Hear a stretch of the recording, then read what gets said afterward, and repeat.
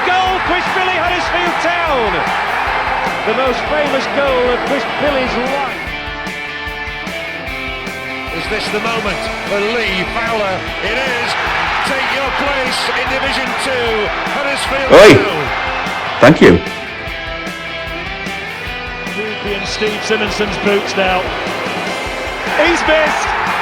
Steve Simonson clears the frame of the goal and collapses in a heap of tears. Huddersfield Town are promoted. Mustafa Schindler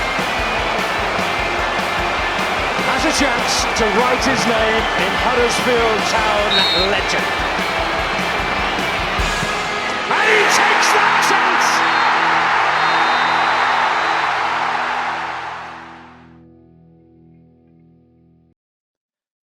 Hello and welcome to episode 207 of the Andy Takes That Chance podcast. The Easter programme, often the king and clown maker of the EFL, has been and gone, and Town's position in the Championship is weaker, but not yet certified, as the Terriers pick up just 1 point from 2 games to remain third bottom. Coming up, we'll discuss both the Stoke and Coventry games, look at the season card statement from the HTSA, and the latest on Town's finances as the accounts are released. So, the Easter Bunny has been and gone, but we do have a man whose head is as smooth as an Easter egg. It's Mr. Richard Kosmala. You okay, my friend? Hi, Mr. Shaw. Hi, Matt. Hi, guys. Very good. And a man who procreates as frequently as a bunny, it's Mr. Ian Kilroy. How are we doing, mate? I am looking forward to all the kids going back to school next week, Matt. We're over halfway now. We've nearly got through there, but I'm looking forward to next weekend, not just for the Town game. Yeah, well, in a few years, there's going to be a few of my lot knocking around to try and break into a decent team if there's anything going on in this field. Tell you what, mate, if they're all Town fans, season ticket prices are going to be very key for you.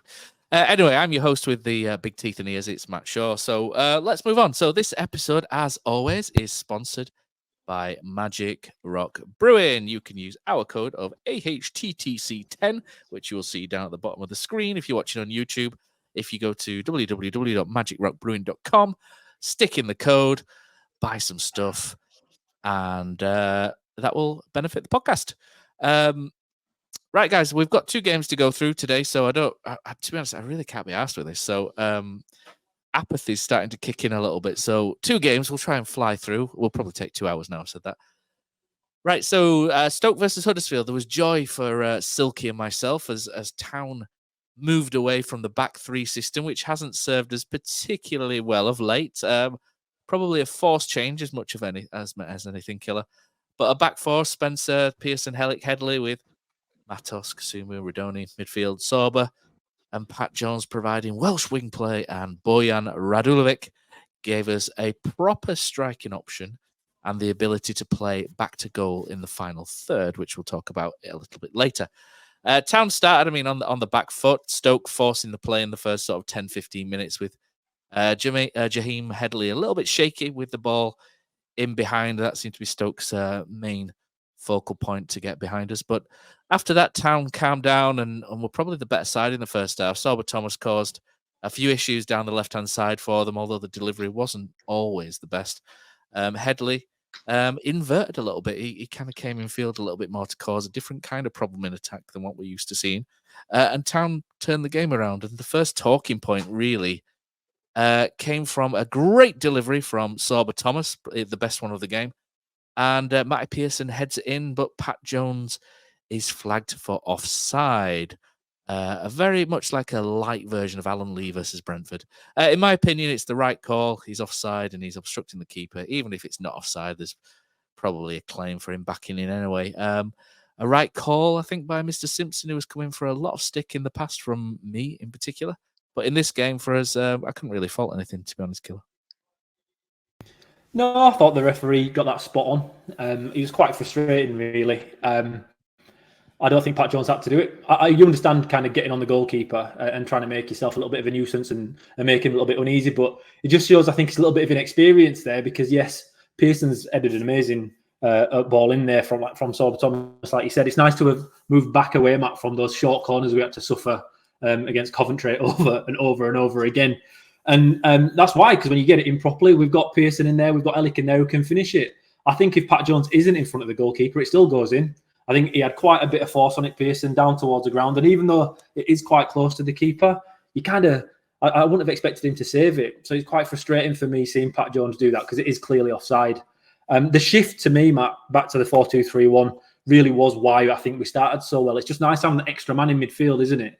Especially when Jonny Ogg's not in there. But I'm sure we'll get onto that in a little bit. But we just had more men in the right positions for that first 45 minutes. I don't think anyone could have really picked that starting lineup.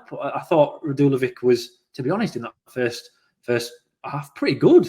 You can still see his limitations in how lightweight he is, and a bit of time, I think, in the gym and getting used to the championship kind of physicality really will serve him well. But it just seems already to have progressed quite a long way from even what he was like against Sheffield Wednesday. But we started well. We started really, really well, and it just felt like, to me, our game plan was, like you said, Matt, really just shift the ball out to Sorba as much as we can, and then trying an in-swinging cross. So, Matt, you and I disagree a little bit where we think Sorba's most effective for Town and how we can help create goals best for Town. And at first, I did think on the left-hand side it's a bit of a strange call, but you could see that there was some sort of game plan. And to be honest, since Brighton Wright has come in, I've not really seen one until this weekend. So to me, that was kind of a step forward. And I thought we started really well. And I think you've got to give Matos a bit of a shout out, because from the off, he was flying in with tackles there, collecting everything in the midfield. And that really just kind of set us off very well. And from a bar, Pat Jones there standing on the goalie's toes, I think would have been 1-0 up earlier than we actually were. Because you were in the away end, weren't you, mate? Well, mate, I just want to kind of come in on that Pat Jones, which is absolutely ridiculous, though. What were they doing? And you could say that was just absolute thick play. I mean, like, just if he's going to do that, just move away from him. It was just embarrassing. He was just like stuck to him like a magnet. That was garbage. Honestly, I was absolutely raging. When I watched this back today, I watched it back 2 or 3 times because obviously at the other end of the ground where we were, but just ridiculous. Because at the first I'm thinking, how the hell's that disallowed? And then when you look at it, it's not even a debate, but what's he doing? And obviously I'll talk Pat Jones up for Friday, but I thought he was awful yesterday. You know, no effect on the game whatsoever, man. And the only effect he had was to stop our goal. It's a tactic we've used quite well, though, is that with going on the keeper. The Leeds game, don't just stay there for 5 minutes. Yeah, I mean, the Leeds game stands out where Bergzorg does it, and then the ball comes in and he does move away, and it ends up with Hellick putting it in the net. It's something we have used, but yeah, Pat Jones has kind of switched off momentarily there, and I don't know, he's just inexperienced, I think, from a young player who had a good game Friday, but not so much yesterday. I mean, after that, Baker hits the free kick, doesn't he? With he wasn't saving that, Nichols. He wasn't saving that, mate. Underbastard, that. We were lucky there. Absolutely. Yeah. I mean, that's a stunning free kick, really. It's debatable if it was a free kick in the first place. It was a free kick. No, it wasn't.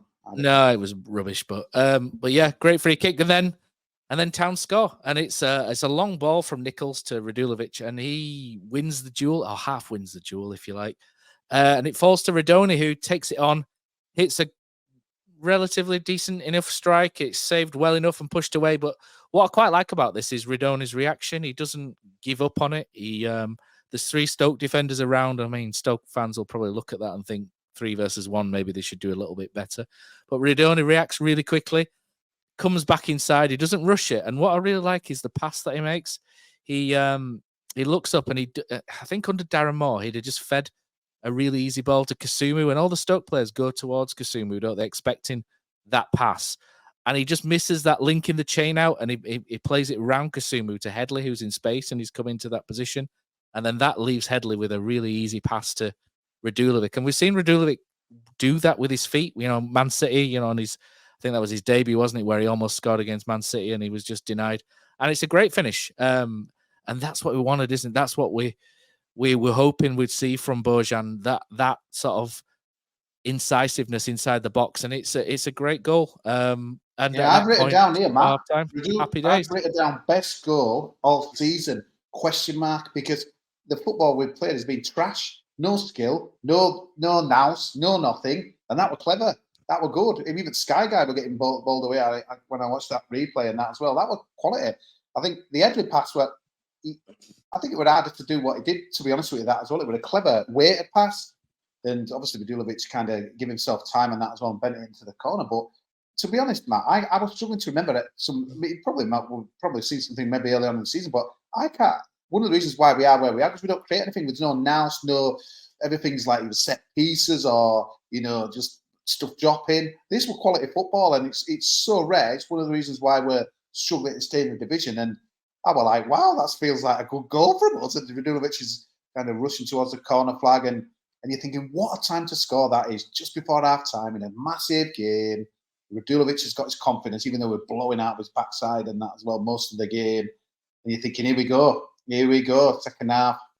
What are you made of, Town, against a team who Stoke fans were telling us in the pub, terrible at home. There were some people on about not renewing the season cards. They're that bad at home, they don't see any. I think they've scored 17 goals. It was an absolutely pathetic record and stuff. But knowing 14. Town at back, in man, you're thinking this isn't going to be like 2 or 3 at Town. They'll cock it up and. No, let's talk about Bojan then, because for me he had a really good sort of 60 minutes. His ability to play back to goal is completely different to what Bergzorg and Karoma bring in. Okay, he can't really press high as well as the other two. He's not a great presser, but he does offer himself as a target man or that sort of support striker who's capable of dropping into really clever pockets of space, and his layoffs are actually really good as well. 75% pass accuracy in this game, which is good for a striker.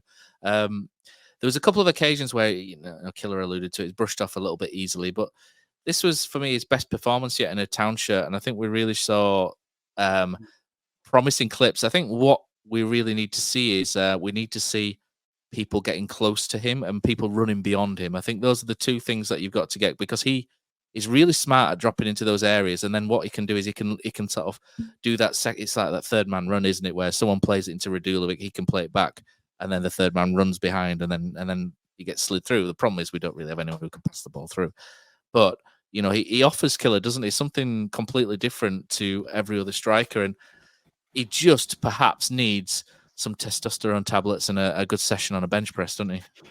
I think so. I think so. Like you say, Matt, for the goal, he's to me, he's won that first battle. I know you said he want a clean win on the header, but we don't have anybody else that even challenges like that. We don't even have anyone that challenges like that. It's a long ball from Nichols. We've won the flick on. We've drove from a flick on, had a shot, and Rodoni's done some brilliant work to play it back across. But like you say, Radulevic's footwork for a biggish guy is good. It's tidy. But like you say, Matt, that isn't necessarily what impressed me the most. I think looking at his clips from the from where he played before, you could see that he has that in his game. But what impressed me even more was his touch. He's got a very soft touch in that if the ball comes into him, he can lay it off nicely. And with his footwork being as it is, he'll be able to drag defenders in and run for it. Just need more game time at this level. But for me, it was unexpected because I'd kind of written him off for this season. I thought it'd take a lot longer for him to be able to come and impact a game as he did on Monday. But his goal was really classy. And I don't think we've got anybody else in the team that can kind of do that. And like you say, Matt, when he's dropping to midfield and playing an easy pass off, and you criticise Town a lot for not being able to play a 5-yard ball. He can. I think he can play that kind of target man role once he's got used to the game a little bit more. I think he'll be able to dominate for 90 minutes in a game. But it was really positive seeing him in that first 45 minutes, especially. I think he did tire after half time, Matt. But the first half, it was an asset and something I didn't expect us to have from him at this point. I think you always hear this, don't you, now, from managers needs a pre-season, this and that. But for me, the Championship football is not like you'll get anywhere else. Maybe Bundesliga 1, 2, something like that. But everything else is totally different. And a lot of the Town fans that I've been really frustrated how it easily goes down, looking for these free kicks and a lot of diving and stuff like that as well. But for me, he's not really had like 5 or 6 90-minute games. He came to us and their season was finished, so he'd not played in that as well. He's still playing catch up and that as well. And a lot of people had given up on him, like you said, Killer, and it was weird, you hear some fans written off and stuff like that as well. He's giving him a shot in the arm. I think it's so frustrating for us, just obviously came in January, but what are we now, April? And what can he realistically play against Millwall on Saturday? 50 minutes, 55, and this is the thing, and we'll mention Ely in a minute. It's so frustrating that we've got these guys where Pat Jones, what can he play? It's embarrassing, really, isn't it, for a teams that want to stay in the division. We've got all these conundrums. No wonder Brighton right is there, kind of falling out. He's got well, give him there 60 minutes and Pat Jones 30 minutes, and Ely can play half of the game and stuff and like that. So Ward, I read, with his back and stuff, and it's just it's just a bit of a nightmare, really, when you're just thinking, if all these are tip top and fit, I don't think we're anywhere near probably Because someone just said it to me. Wow, Huddersfield Town, I've got a striker, and a striker has scored, and we're playing with a striker, and it's just like, he's just so good. But I thought his goal was awesome, and yeah, there was a lot to like about that. And that's. Do you think? Oh, just sorry to jump in here, but do you think with Bojan, a lot of it now is that we dominate possession a little bit more than we used to? We're never going to like be a 60-70% possession team. But I think when he first came, those first few games, we were still kind of on that hold back and don't really have the ball very much. Let the other team have the ball and then counter attack. And I don't think he's ever going to be that kind of striker. So if we're going to go back to that system at all, I don't think that would work. Whereas now we have a little bit more of the ball, and it's kind of letting him showcase what he can do a bit.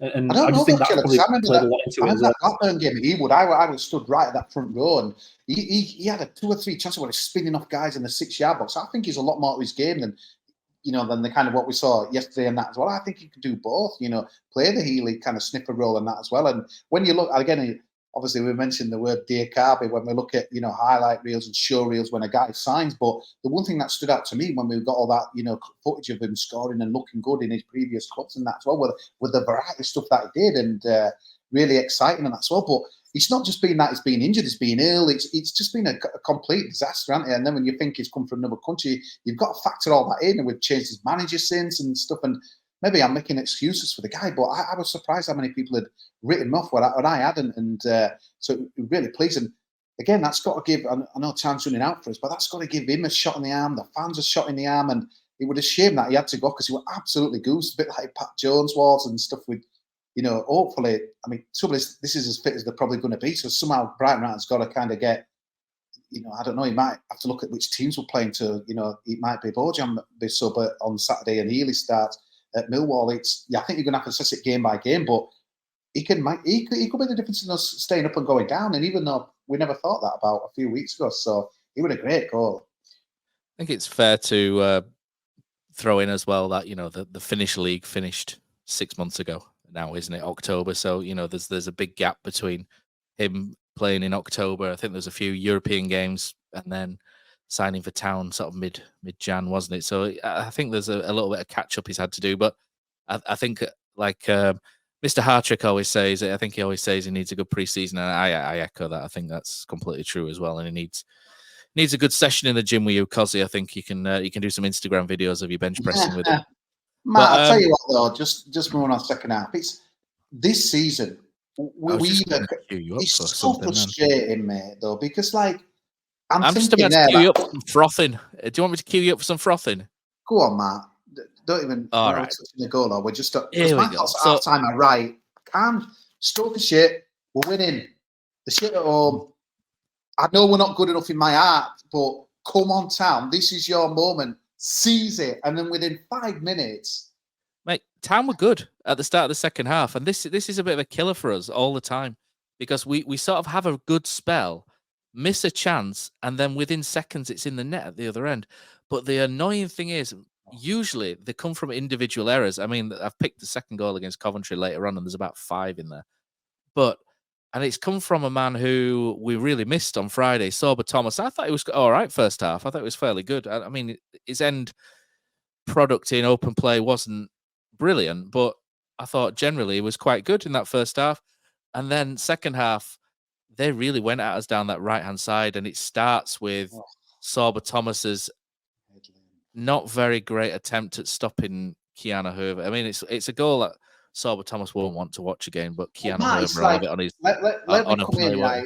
It's not a matter of them that pathetic leg out. He don't even run back like Balker did the other day. It's absolutely disgusting, man. Run back, show some effort, foul him, 2-foot him, chase him, show it like it matters that we're going to go down if you don't get back. He didn't give a toss. He just dangled that leg out. And I saw that yesterday thinking, right, he's tried to get back, and he's not even attempted to go back, just like Balker, just let Wizzy go through the other day. Ellis Sim, just move it, don't care. And this is when, you're doubting, how much does it mean to the guys, that we stop up or not? It's absolutely disgraceful, that.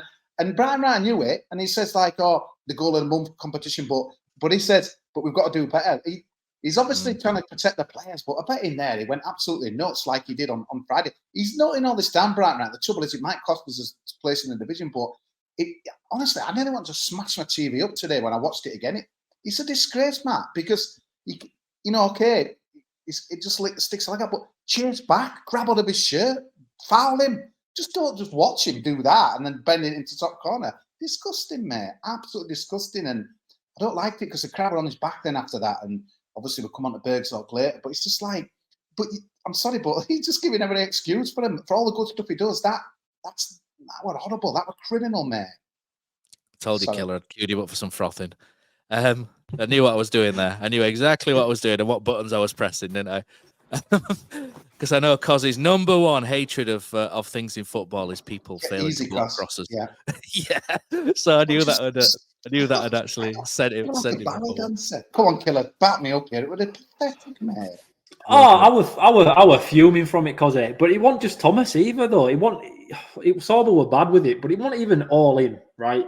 There's a 1-2, but there's a 1-2 before it where Kasumu kind of watches this 1-2 and falls down and kind of stays on the ground and doesn't even get back up, right? If he gets back up and gets back into position where he should do, when the guy turns in, is it Hoover, I think, that bagged it? If he turns back in and gets round Sorba Thomas, you should have Kasumu there stopping the block shot, right?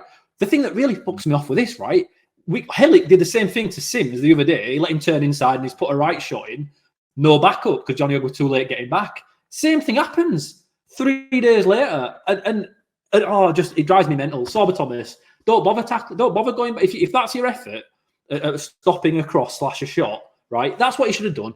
Let him put a cross in. You try and let him go to byline, show him byline, put a cross in, trust that your centre backs are going to head it away. That is the most basic approach to defending in football. And if you're a guy like Sorba Thomas, who isn't the best defensive guy, that's all you do, right? So show him touchline Sorba and let him cross it in, and we'll clear it out. He lets him turn. He jumps. He turns his back.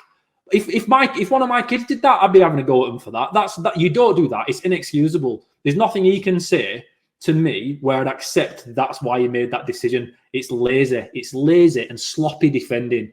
And if we end up getting relegated, again, it's moments like that will relegate us. And it just drives me mental because we've done the hard work. We're at Stoke, 22nd in the form table at home, 12th when it comes to away games. At home, that's where they're weak. We've got them on the rocks. We're 1-0 up. The fans are happy. You could hear them starting to gurgle a little bit. We started second half well. But as soon as we start that second half well, this happens time and time again, Matt, like you mentioned. It's like we just it's like we just think, oh, well, stuff defensive shape. We'll go in now. We're away. We can kind of keep attacking, and they just give sloppy goals away like that. Then, sorry, Kosi. But it's like someone like Matty Pearson doing that, busting a gut. I know he got bailed out earlier on, but he did that last-ditch tackle, and he's absolutely like chucking his body on the line, getting it in the face. And there's people in there that are just shirking stuff. This isn't a team that's all on the same page, Killer. We've seen different managers, different formations. As a fan, you're like, people are like cost living, people are working their ass, people are paying for that when they probably should be at the game. And it's like, you want to see everyone just like chucking bodies on the line and everything like that. So when you see him defending like we saw, Balker just giving up on people, even Ellick, who's obviously we've loved on here, it's absolutely disgusting. And like when people asking, should we deserve to stay up? And, David Archik were like, this team are underachieving and all this lot. When you see stuff like that, it's just bollocks, mate, because that's the reason why we're in there, because it don't matter to everyone. It might, if Sober can get a nice crossing and get her to win, I'm brilliant. But that's not point. It's his job, mate. You've got to get stuck in it. It was disgusting, mate, with that. It's disgusting. We'd done the hard work. We'd done it. We'd got there 1-0 up away from home, and we throw it away with somebody trying like that. And that's what I can't get past. And I think the thing is there, everybody on the field feels it. They know it's his fault, and everyone's pissed off with him, regardless of what the club come out and say afterwards. At that moment, when you're playing and somebody does that, you all know exactly what mistake's been made, and you know why it's been made. And it's hard to mentally get past as a club, as a team on the field. And I think that kind of rocked us for a bit on Monday. In five-a-side, Kill, if I play on Tuesday with my mates and stuff, and I just don't even ask to chat back and someone does that, I'll get an absolute bollocking for that. And that's just like a group of lads playing together. This is professional football where there's like stuff on the line. People will lose their jobs if we go down. People off the staff, we might not be able to employ as many people. So you're sat there thinking, these are the people that I get, like my future's in their hands. And it would a disgrace, mate. Even if he pops in a 30-yard free kick on Saturday against Mill, I hope he does. But that's part of the job, part of the game. It was just, and all that work that, here we go. Honestly, it's upset me more day watching it a day after, because obviously from the other end, you just kind of see him like trying to get back. But the fact that he just let him go and and he still had about 10 minutes to bend his shot, and it was disgraceful, mate. Sorry, Matt, we've covered it enough, I think. I know, cause he's gone full Roy Keane. If you're watching, Oh, if you're not God. watching on YouTube, I've just stuck a picture of Roy Keane saying that's their job on. Cause he really, that was the thing that stuck out there. Right, I'm glad you two have got that off your chest. I think it's time to discuss a little positive, and I think it kind of slipped under the radar maybe a little bit. But Lee Nichols, bit back to form. Both games really, I thought. More so Stoke. 2 or 3 saves you'd expect him to make, but they were decent nonetheless. I thought Lee Nichols was really good, and there was a period just after Stoke scored where we were rocking a little bit, and Lee Nichols pulled us out 2 or 3 times, and Jack Redoni headed one off the line as well. So it's good to see Lee Nichols back on form, and he's one of those players, Kosi, that we're going to need from now to the end of the season. If we can get Lee Nichols on top form, it'd be huge. It'd be a boon or a fillip, as Mr. Mel Booth would say, wouldn't Yeah, it? it kind of felt like playoff season, Matt, because like when he's through, you're expecting him to save it now and that as well, and with his legs. I mean, I don't think for his standards it was the hardest one to save, but again, just going back, it's like the room that Manoff guy that came on so big, just Headley. It's a second half, we're just letting him do what they want in the byline and that as well. But Redoni did a great job as well, Matt, to clear off the line, and I just couldn't get my head around that sub, Redoni. He would add so much, like even defensively and going forward. He looked bemused when his number up. I just couldn't get that, especially when we needed a goal as well to win it. It was the most bizarre thing. But yeah, obviously gone off on a tangent as ever. But yeah, Nichols, we need him to be mate, and yeah, he were we were vital really, because again, right and right, I reckon that we played well and we probably deserved to win. I just disagreed totally. I thought if anyone, Schumacher could have argued that Stoke should have won it. Better chances kind of second half and stuff like that as well. I don't think you could say that. I know he's trying to. It's a clever interview, Matt, because like he's like trying to be positive and not back people. Like obviously we've just slaughtered Thomas there, but he did say we've got to close the man down better, and we kept going and we did this, that, and the other. But I walked out of there thinking some people might say it's fair result, but I think if anyone could have been a bit aggrieved, it probably were them. But it sounded like we battered them according to Brighton, which I just didn't see. No, I thought the draw was probably fair, and I think. Let's talk about the subs, because on came Reece Healy and the Doctor Delano Bergzorg, and both kind of failed to get into the game really until Bergzorg gets in down the right hand channel twice. And to be fair, Sorba Thomas does redeem himself a little bit, because it's a great pass on the first one from Sorba Thomas. Then Bergzorg kind of snatches at it a little bit, and I don't know if it's a cross shot. That was ace, and it were there to shoot, and then he took another one, and that guy got slid. He kind of classic Bergzorg. He just mishit it really, where he could have maybe could have taken another touch and just gone round McNally, but it's a good recovery from the defender. Healy's going mad on the far side. I don't know why Healy's going mad at this point on the far side, because he stood behind. He won't later on though, mate. But Jesus Christ, the second time Bergzorg gets in, and I mean, Delano, you've cost us 2 points. I don't think there's any other way of framing that, is there? That he's had a shit Easter, a really, really shit Easter. We'll talk about the Coventry game later, but he's got to square that to Healy. It's just criminal that he didn't. I like Bergzorg. I've always sort of not championed him, but I like a maverick footballer. I like how I think I need players like that, and I think you need to be smart of when to use them. I don't think you can constantly play them every week, because you're going to get Coventry performances every now and then. But I mean, that was. Before around Christmas, he was playing himself into a permanent move, wasn't he, to Huddersfield, or for us to want him permanently. I mean, he's kind of playing himself out of that at the minute with his last 2 or 3 performances, and it's disappointing, because I actually quite like the character of the guy. I quite like him as a personality, but that was disappointing, wasn't it? I mean, especially when the stakes are so high. He squares that ball, Healy scores, we're out with the bottom 3, and that in itself is massive, but. He doesn't. He puts a tame shot at the keeper, and the chance to win the game disappears. And there's no other real way of saying it, is it? Other than it's a huge turning point, and things like that define, like Kosi, you're saying, like moments define your season, and that moment there could have really reignited things. Oh man, and he's someone take over, because I'm disappointed. I'm disappointed. Reece Healy was absolutely raging at the end, mate. The whistle went, and everyone knows like the way ended Stoke and that tunnel. So I was looking at thinking, who's going to be kind of a clapping here? We see him clap the fans like the front and walk down the tunnel, because you know what? If he'd have still been there and had seen Bergsorg, I don't think he'd have been responsible for his actions. It were disgraceful. It were absolutely disgraceful. And I just think we've got too many players who just want to do what they want. There's too many selfish players, mate. It felt like to me, I were on Sky Sports, it looked brilliant highlight reel. I come back in, I beat one man twice, 2 or 3 times. He's done that before, you know, and I think there was it Blackburn where he squared, set someone up. It's the first time I've ever seen it with Bergsorg, but just back to his selfish ways. And honestly, how can we argue if we go down when you see selfish acts like that from people like that? This is a team that are all on the same page. We've just slaughtered Thomas there for not being asked to track back, Balker not being asked to run back, you know, on Friday, and Bergsorg not being asked to pass to a teammate. It's just disgraceful, mate. And I get that, you know, this is the guy who signed. Someone tweeted me today. He made me laugh, but I don't think it's right. But he said Bergsorg's doing it on purpose just to wind his players up and wind his colleagues up. And it does feel like it, though, doesn't it? What he does. I don't think he means it, because I think he was doing this before. But I think now, because the pressure's on and we're desperate, you notice it maybe a bit more than you did, I don't know, in September, October time. But let's put it this way: I think if Neil Warnock's in there, there's Bergsorg's pinned up on that dressing room wall, and there's all hell breaking loose. But it's a shame now, Matt, because the crowd have really turned on him. And Saturday, I mean, I don't think he'll start, but the trouble is this stuff spills over now, and we need everyone else. I'm kind of, you know, I'm like on my tweets on a match day. Come on, we can do it. Let's get behind the lads up the town and all that. But there's people going to be taking that in Wayne Stadium on Saturday. It's just what we didn't need to see. But honestly, and then there were a few people trying to kind of say, well, it wasn't as easy as you think. You know, you want to give me that we're going to score. We're Healy, but honestly, I just thought this is a team wants to do what they want, and that as well.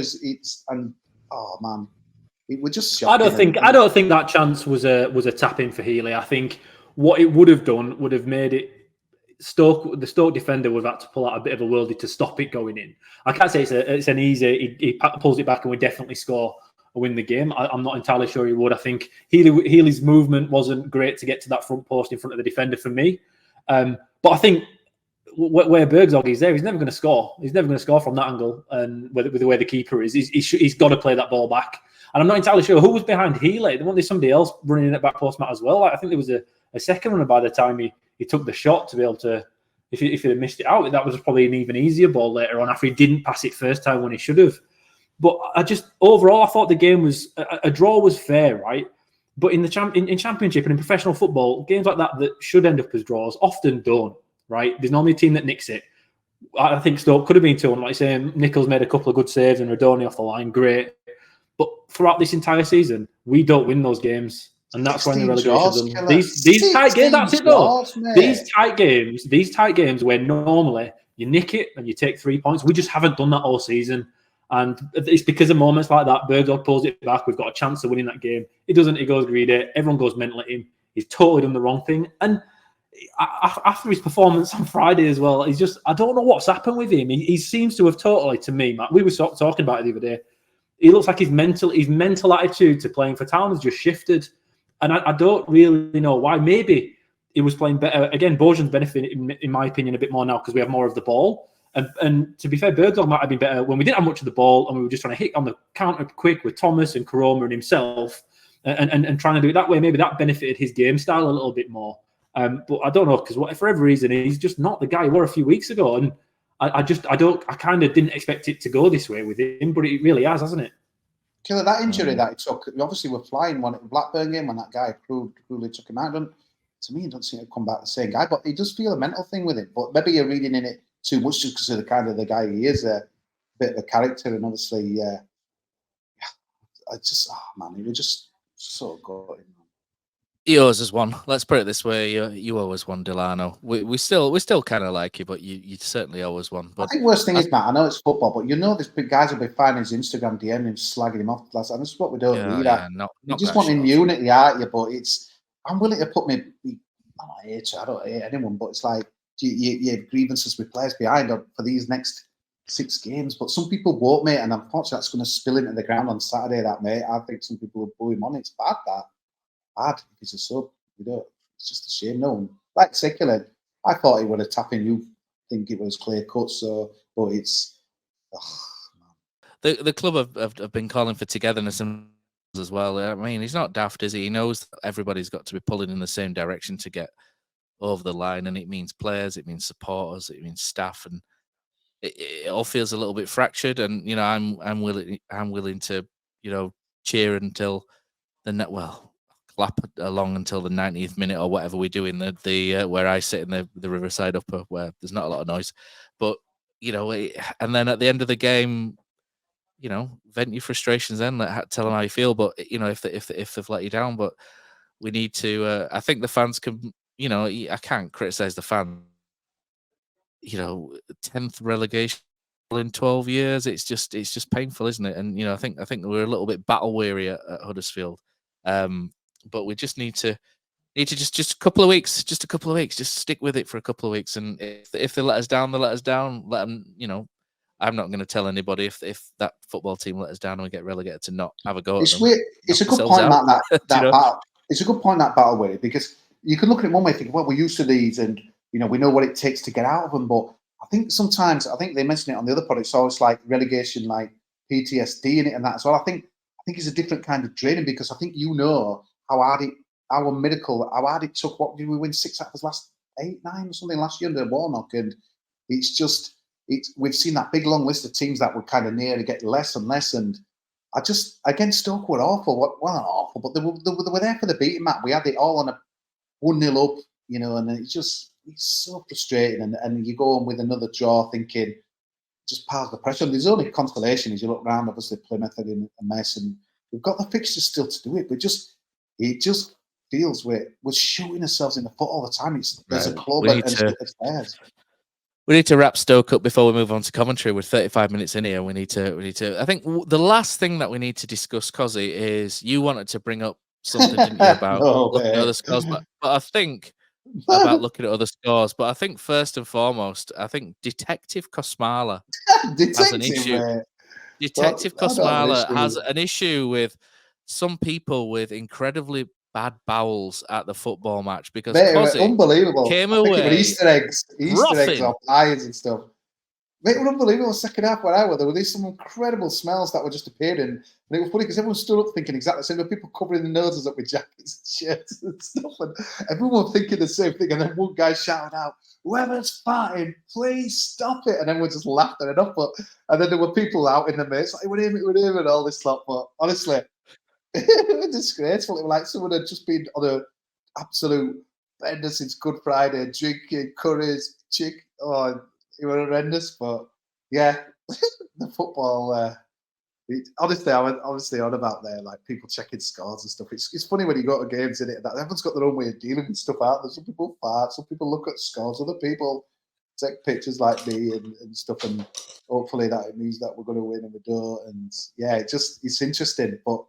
Yeah, football culture, but God, whoever if the person who were doing that. What's your question? What's the question about scores? You can throw it out. Yeah, I'm one of those, right? I think I've got my Brian Horton head on, but I've not asked what scores are happening. It used to do my head in the old days. They don't do it now, but the town scoreboard just does roll the scores on the bottom. And Rotherham were doing that when we were there the other week, and obviously everyone's got a mobile phone now and stuff. But Rotherham were winning, and this and that.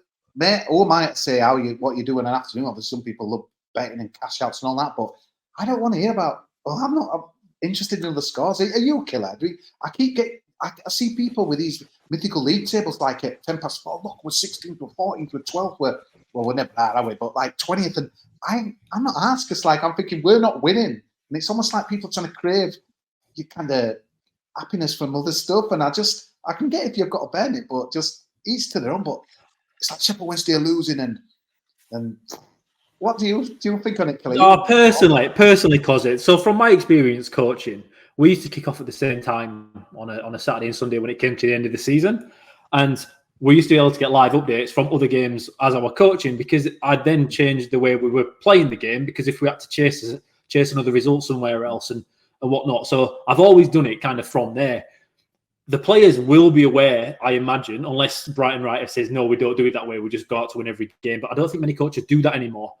So for me, I like to know, because the players know in my mind, I think. And I do think you can look at a game differently when you understand the players know results elsewhere are going against them.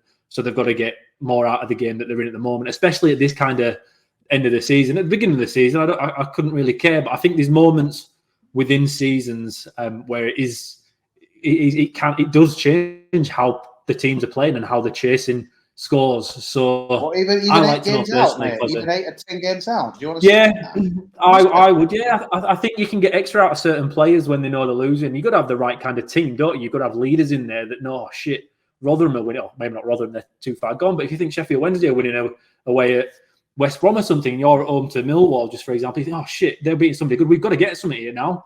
And I do think jumping up for a header, things like that comes normally headers from corners and stuff like that comes down to a battle of I want it more than you want it. And I think using it right can make a difference. Obviously, this is a hypothetical. I don't exactly know how the morale and build-up of the town squad is, but I do think there is an advantage there to be gained if used correctly. So I kind of do like it but I won't waste my time 2 games in. Who cares at that point? But I do think there's moments where it is necessary. Matt, what do you reckon? Are you a score looker at it? It depends how good the town game is. If the town game's absolutely crap, I'm looking for something different to do. I'm on my phone just messing around sometimes. But as a rule of thumb, I'm not that bothered first half in terms of the other scores because there's so long to go.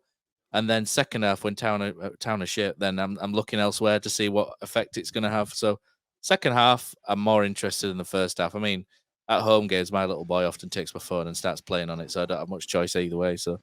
But for me, yeah, second half, I'll have a look. But again, in a relegation battle, yeah, I'll have a look. If we're mid-table, I'm probably not that bothered. I mean, when you're watching it on iFollow, the scores come up anyway. I mean, when Stoke, when we were playing at Stoke, because you were at the ground, I wasn't, because I had visitors over the weekend from my other half side of the family, and the goals were coming up on the screen anyway. So when Blackburn scored, it kept coming up on Sky, so I didn't really have much choice than to sort of take it in. And to be honest, I didn't really want to know that Blackburn were winning and others were winning and QPR had scored and stuff. But yeah, I mean, I'll look, but mostly second half. First half, I'm not that interested. Sort of first 45 minutes. I mean, do you remember old transistor radios, man? You go on, me and you and all these. We can remember big FM radios and stuff. Yeah, we used to bring them up on the day to that. Yeah. You know, it's better having a phone these days because I don't know if you remember when a couple of times when Town got relegated the last time from the Championship. Yeah, there were rumours, weren't there? Yeah. Rumours ago, and also when we lost on automatic promotion to Torquay, every time there's always some prick in the crowd who always goes, so-and-so scored, and then this massive wave of cheering and go around the ground, and then there'll be some guy sat there going, just like this, and you just feel like, you know, bad. And so every time that starts, so I'm much more happier being in control of knowing what's going on. But we need to move on, don't we? Let's take a short break and then we'll come back and talk about Coventry. Right, Mr. Kosmala. Town Coventry. Yeah, we did lose. Yeah, let's not spend too long on this. I mean, Town tend to be pretty crap, don't we? Coming back from an international break, we always seems to be the general rule of thumb, isn't it? 2 weeks away, and then we come back looking worse than we did before. It's just Huddersfield Town, isn't it? And Town fans are probably sat there going, "What have they been doing for 2 weeks?" I thought they bullied us, Matt. They absolutely bullied us. Sims looked like some kind of an 8-foot superhero. And if they bullied us, I thought they were just far more clever than us. They were quicker into position. They were just Walker and Ellick, mate. They're quite big guys. He absolutely battered them. Did Sims? It was embarrassing. I mean, the Coventry result on Monday maybe puts a different slant on the result, but football, like I say, like we mentioned earlier, it's often decided on moments, and Town often make the wrong choice in these moments. And another case in point being Josh Koroma going through at 0-0. The defender makes the error, gives you a gift. We don't score gifts, or tend to score gifts, or not many of them. And then Koroma's got it. Bergzorg's in on his way to support. He's not offside for once in this game. I mean, Josh Koroma can either hold the ball for a couple of seconds and give it to Bergzorg, or he can take it in closer and have a shot. And he just does nothing, Killer. It's just a really lazy, tame effort. And within moments, Ellis Sims has smacked it in the top corner at the other end, and you just think, it's not again, not another day like this. Again, like you say, Matt, those moments, innit? That was a well-worked chance, to be fair. I know it did come off the back at Coventry guy falling on the floor like a seal. But Pearson smashes it down the line. That's what happens when you get a long ball over the tops of the fullbacks or whatever system they're playing. You're creating problems there. You're saying, go on, then you've got to get rid of this. And he doesn't. He falls on it. Cromer gets the ball well. He runs in. And to be fair to him, he does look up. He has a look. I think Bergdorf's too far behind. He could have held on to it a bit longer, Matt. But again, we're a team at the bottom of the division. Your strikers haven't scored that many recently. You snatch at chances because you know you're not going to get that many. Could you have done better? I don't think it was an easy chance to put you one up, but you're frustrated when it doesn't go in, put it that way. And like you say, Matt, and then next minute it's up the other end, you're 1-0 down and the entire game shifts and you're having to chase it, and we just can't chase games. It was strange, Matt, going to this game. I know Coventry in FA Cup semi-final, but before the game started, they were only 18 points above us, right? And 38 games in, they've won 6 more games than us. That's it. But if you looked at that game as a total impartial spectator, you think they were leagues above us. It felt just like they controlled that game from start to finish without ever getting out of first, second gear. And then as soon as later on we get back into it a little bit, they just turned it up again and just ran away with it. It were men against boys, and I don't think anyone really expected too much, which is a sad case of affairs, I guess, when you're at home against a team that are not in the playoffs, but are not kind of that top echelon team in the division. Okay, they've spent quite a bit of money on some good strikers, as you could see, as we could all unfortunately see on Friday. But it just felt like they were leagues above us, streets above us. It felt like we were scrapping to stay in a game with a team in our division, and I'm just kind of sick of seeing that this year. And it was just that you say, Matt, the start there where we start well, should go have a chance of going 1-0 up, and then within seconds you're 1-0 down. It shifts everything. It shifts everything, and we never really recovered from it.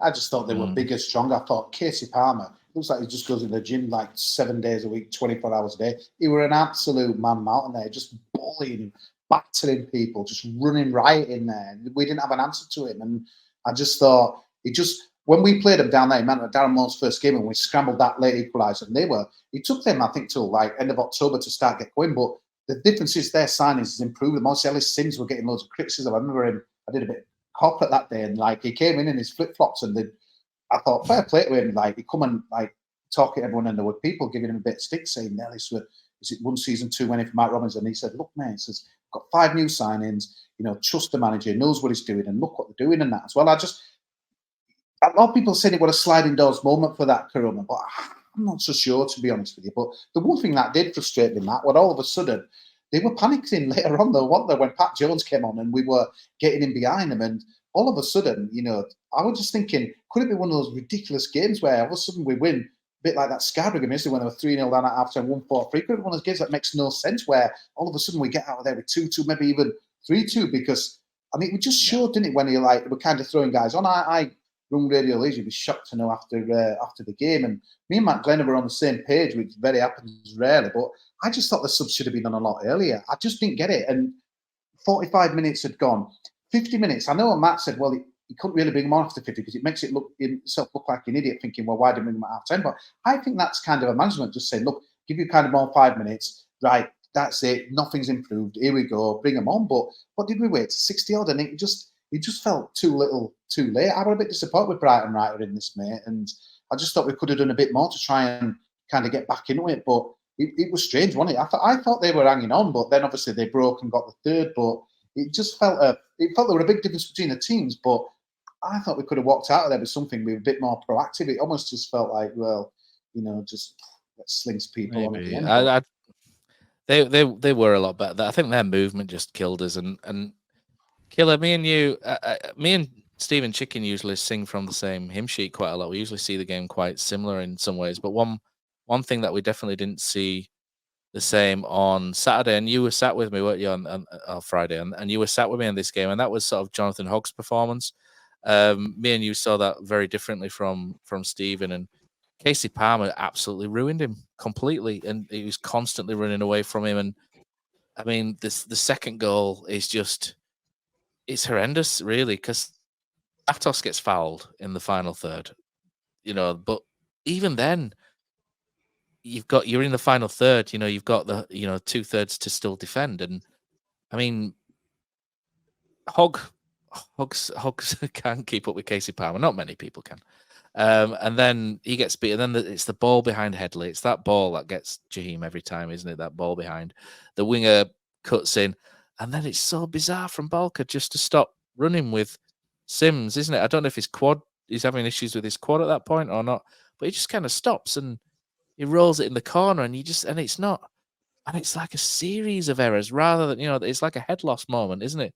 Where the whole team's kind of suffered a head loss, and it's just such a shit goal again. And you sat there going, what's he doing? What's he doing? What's he doing? And what's he doing? And there's like half the team all of a sudden, you're just thinking, what is going on? And it was a frustrating moment, wasn't it? And I think we saw the midfield performance a little bit differently, didn't we? Because I just thought we couldn't get near them in there, and there were certain aspects which were quite prevalent in that.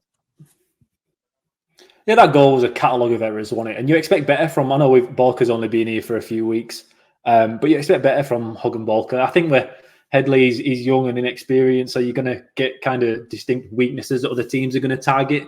I don't think he's quite ready for a full season of Championship football, in my opinion. And I was talking to you, Matt, about the Stoke game that I'd have had Ben Jackson starting at left back, which you actually laughed at me, I think, Matt, saying was that an April Fool's? And I think we ended up with the game Jackson at left back, and we're looking a little bit more solid. Just want to get that one in there. But no, like you say, Matt, I thought... I'm not sure if they're solid, but yeah.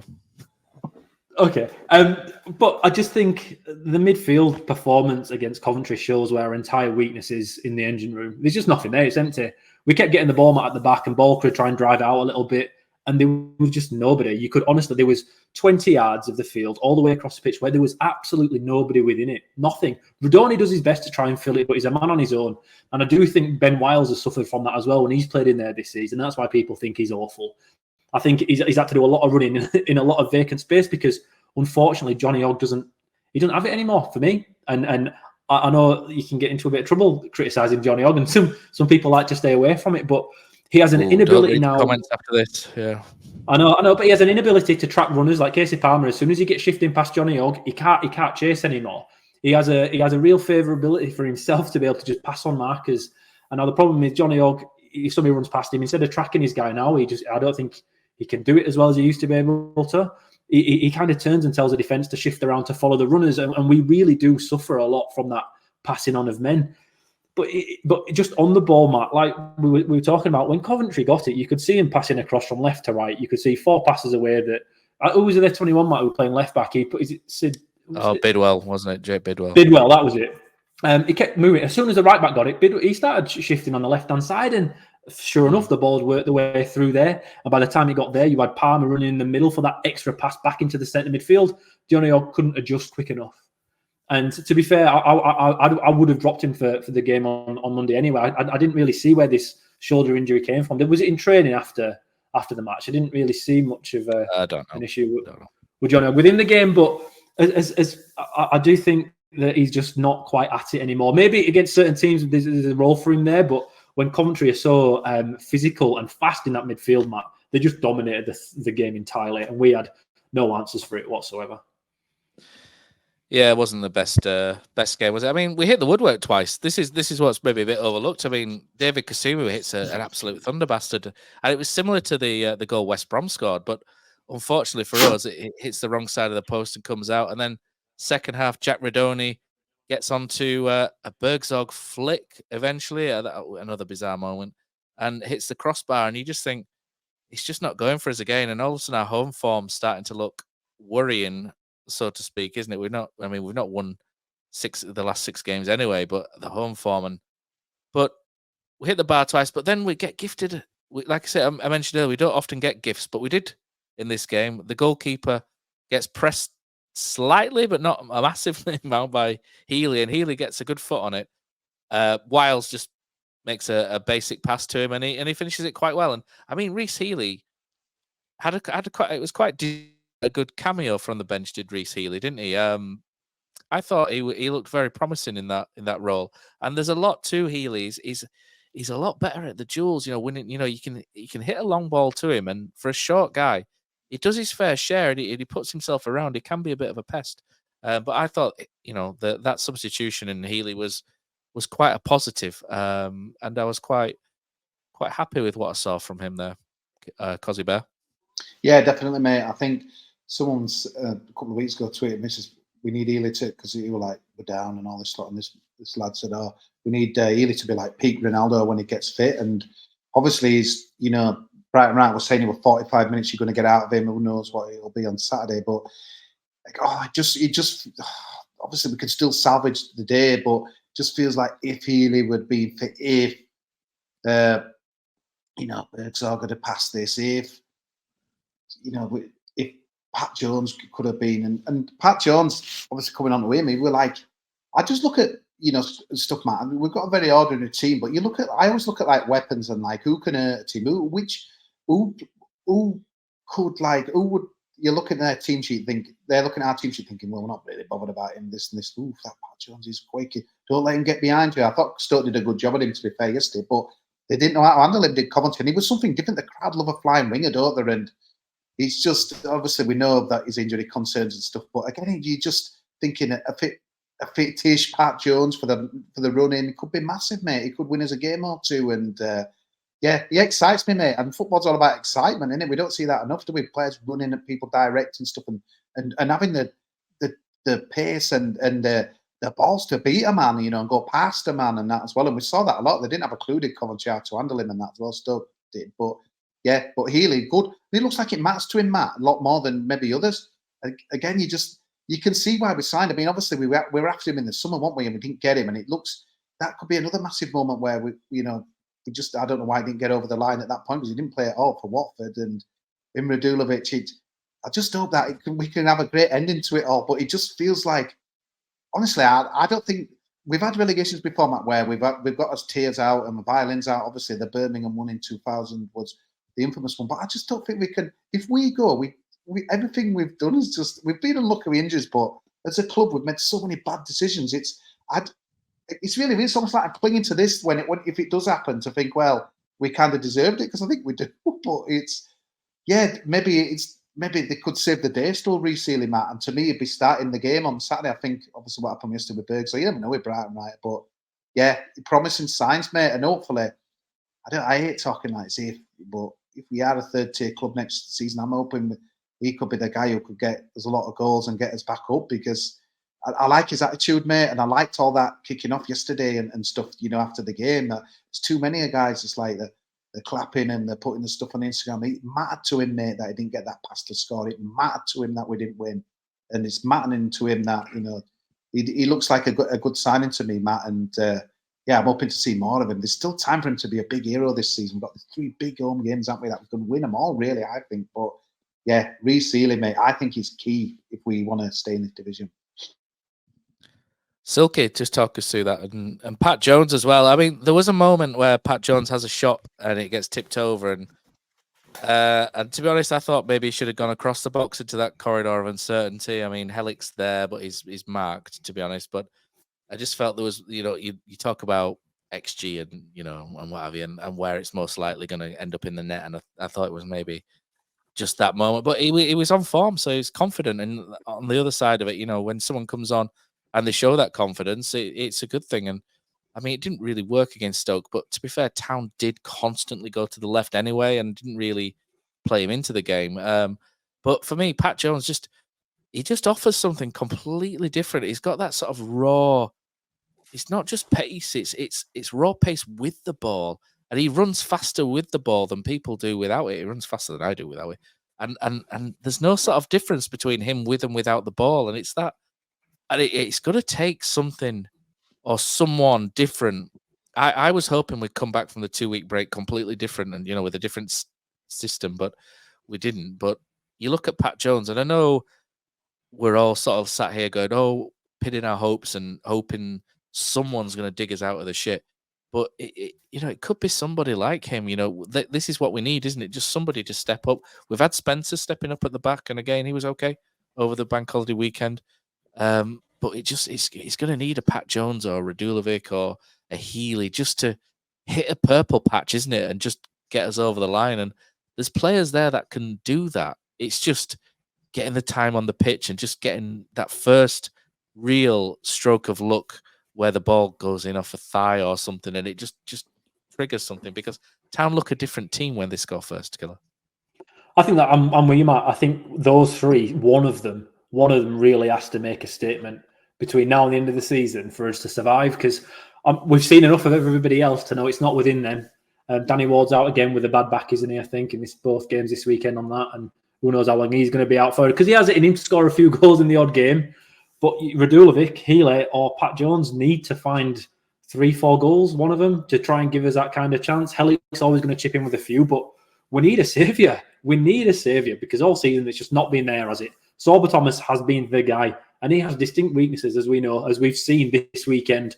I thought Pat Jones looked good when he came on, Matt, like you say. I thought he kind of earned that start against Stoke. He didn't go his way in that game, but it's nice that he's fast and he's pretty direct. I think that's it as well, Matt, isn't it? He's not that he's that some wingers kind of tend to do a bit of useless running towards like the corner flag and then kind of get nowhere with it. He seems to try and take it into the half spaces, get into the box. He's kind of driving it in, but he hasn't played very much. He's been out injured as well. Like, this is the thing. You need to just we need a bit of we need a miracle. We need a miracle at this point from one of those three boys. None of them have played very much, and we're now expecting a lot of them at this point of the season to save us. But there were flashes in that Coventry game where between Helio, I think I was so disappointed he didn't start against Stoke. I know he can only do so many minutes, but I'd have had him on from the start, which I know Radulevic's done his business, I guess, in the first half and scored, so you can justify that selection at that point. But to me, when you see somebody put a performance in, you want them to start the game after. That's probably the best recommendation you can give on the back of a performance. But we need somebody there, because there's nobody else. We can't bring anybody else in at this point. One of them have to find that patch of form and do it this weekend at Millwall. It feels like we're a long way off, guys, but it's unbelievable. Leicester should beat Birmingham on Saturday. We can beat Millwall. All of a sudden, we're out of it. It's like, it's really weird. I've come to work today thinking it's almost like we're 1 foot in League One, and that's obviously because 6 without win. But honestly, we've got Preston next Tuesday, and I know honestly, it's still salvageable. The way everyone's speaking, and maybe I was bad as anyone with like a tweet yesterday, instant emotion and reaction and disappointment, but it can still be done. But like you said, Killer, though, bits here, bits there. That's what I put on that tweet on Friday. So we just saw bits and pieces. You get a guy playing one for 2 games, for 10 minutes, for 15 minutes, we just can't sustain anything. And like Dave Archik said, the pod, we can't be trusted. This lot, it's just, so you just don't know what we're going to get. But we can still do it though. But it almost feels like we're 8 points off safety with like 3 games to go, but we're not. And we've got 3 great winnable home games. But it is just, I like saying, Matt, it's probably just like years of battling against the drop and taking its toll, and that chance where Bergsorg, blah, blah, blah. And it's just, you come out of there thinking we're nearly done, but really we've got a right chance still. But I keep doing the I did my first championship running predictor, where you predict the scores. What, today? Until the end of the season. Yeah, today or yesterday, I can't remember. And I had After Town. the game, right? I had Town beating Birmingham, and that was the first time we're out of the bottom 3 from now till the end of the season. And we stayed up on your stuff, Matt. Yeah, we stayed up in 20th, which was where I predicted us to finish at the start of the season. Cool. And I had Plymouth and Birmingham below us, and Sheffield Wednesday. Sheffield Wednesday, I've got not a very nice run. Oh no, I think Blackburn might have dropped down. I don't think I had Blackburn winning another game. But I mean, you can sit there and do that to make yourself feel better. But by this weekend, that'll change again, because I think I had Leeds and Hull drawing, so it went out It went out. You know what? If Plymouth are getting Warnock King, okay, but they've just like kind of shuffled Simon Island. That's where we always want it. Simon Island, where we always want it. Is that the same Warnock's Simon not Island? going there. Yeah, Warnock's not going there. So yeah, it's incredible. But this panic and this, if they brought Warnock in, I could get it. But the it's just like honestly, everyone's director panicking. Football doing it. It's like, it's weird, isn't it? It'd be like Mark Cartwright sacking Brighton right and going, right, I'm going to do it instead. It's a bold move, but we'll see how that pays off. Don't give him ideas. Well, Plymouth have got Rotherham this Friday, I think, or this weekend anyway. So that is a real pivot game, is that? So we'll see. But let's move on, because we need to do the other business. And I think what we'll do next is this.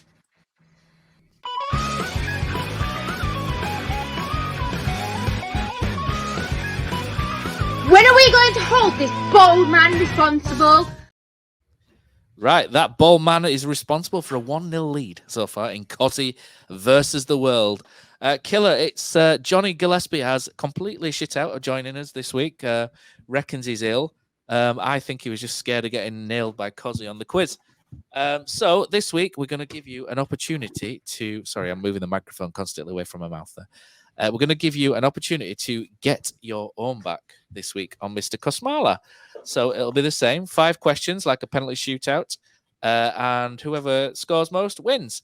Killer, because you lost last week, I'm going to let you pick the topic again to take on our guru. So you've got Germany again. You can try and redo it. Germany, the Euros, England in the 90s, World Cup, Champions League, England noughties, Italian football, England national team, Spain. I'll give you a tip. I won't challenge Kosi on that. England 2010s. What do you fancy? Well, I'd go. It's either England noughties or England tens, Matt. What do you reckon? What do you reckon? I need it. After my last performance was horrific. I'd be phoning a friend here, Matt, and asking you for a recommendation. What do you think Kosi's weakest on? 0s or 10s? Well, the 10s are all over the box, so I might have to choose you to pick something different. Okay, 0s. There we go. 10s. I've got 10s here if you want to do England 10s. Go on then. Let's go with that so everyone can have a laugh at me when I struggle. Right, Killer. Do you want to go first or second? Second. Right, Mr. Kosmala. Like last week, you can pick an easy one or you can pick a hard one. I'm going to go hard one. I'm going to proper put him under pressure. Goal after the first few minutes, Killer. All right, first penalty. Mr. Kosmala steps up. England 10s, right, which is the easy and which is the hard one. I need to work this out. This is the hard one. This German, Man Mountain, has won 3 Premier League titles. 2 when he was a squad player at Chelsea, and 1, this is easy, this isn't hard, and 1 with Leicester.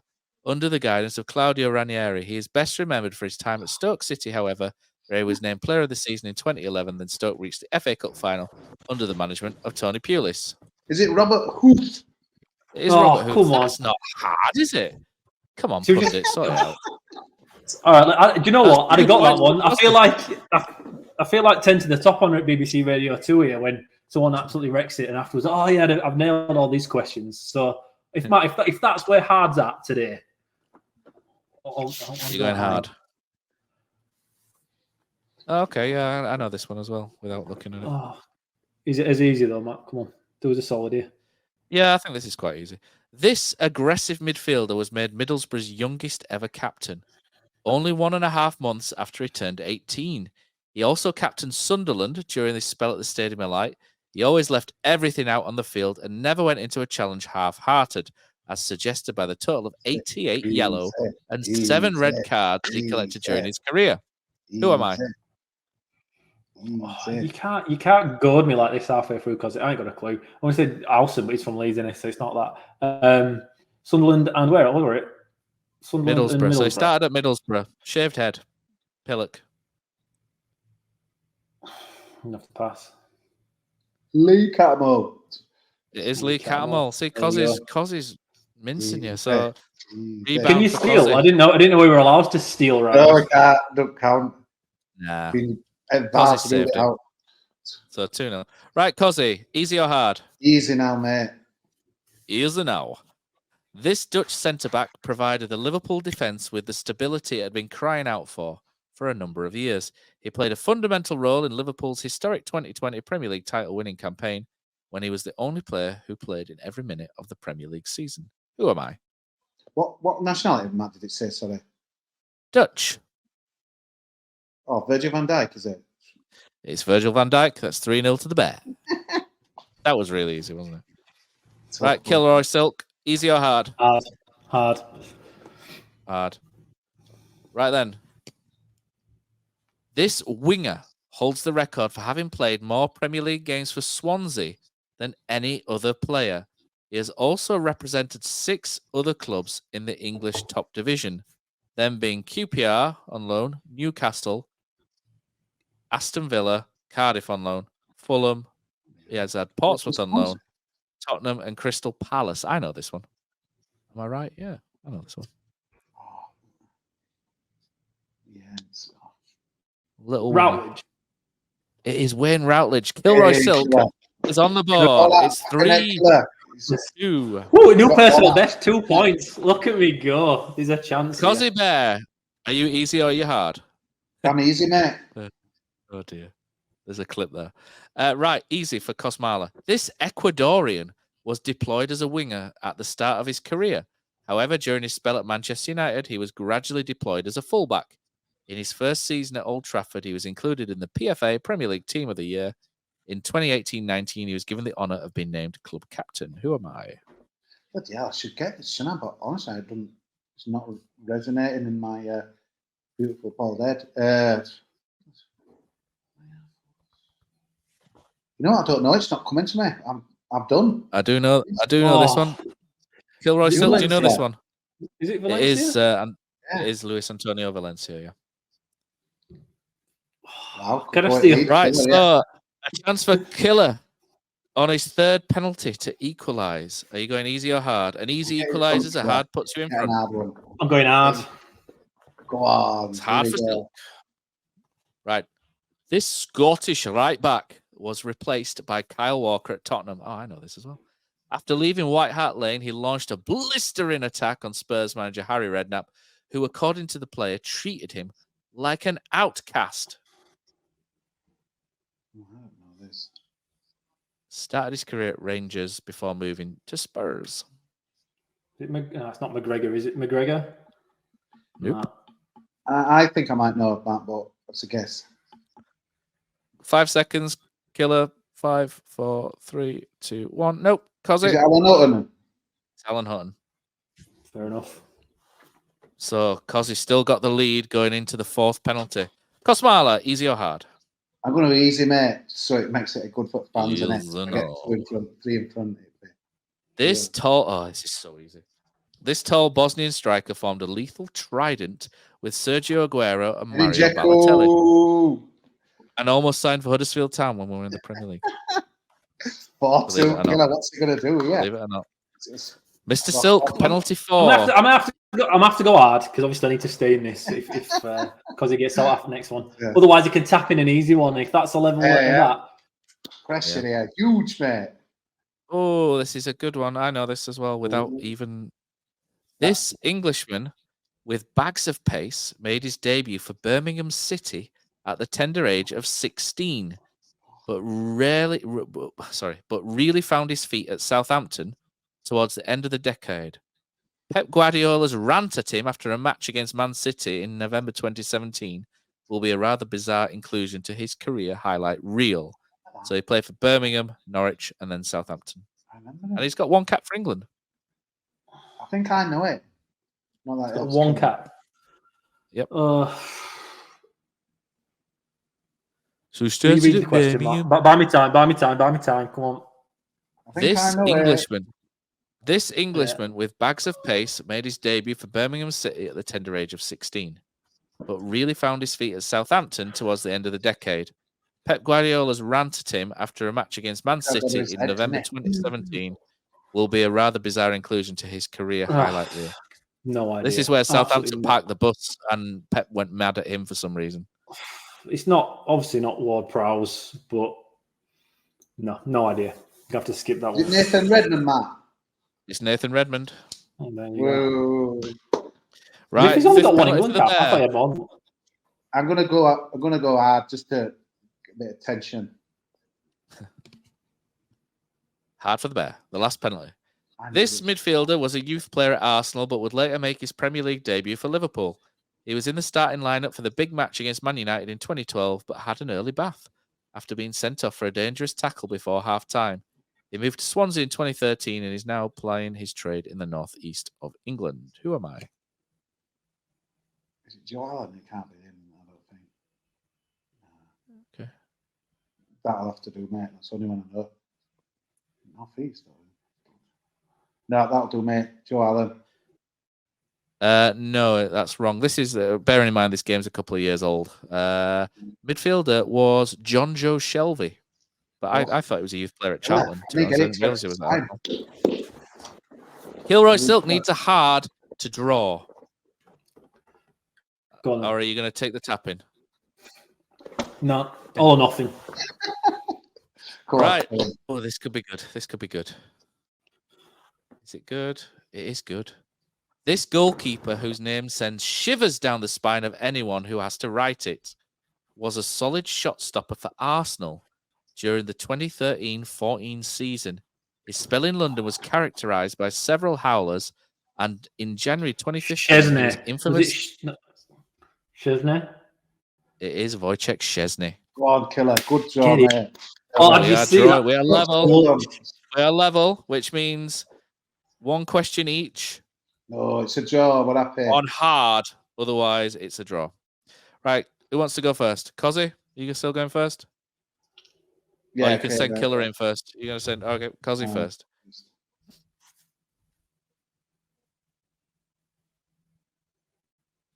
Okay, this is interesting.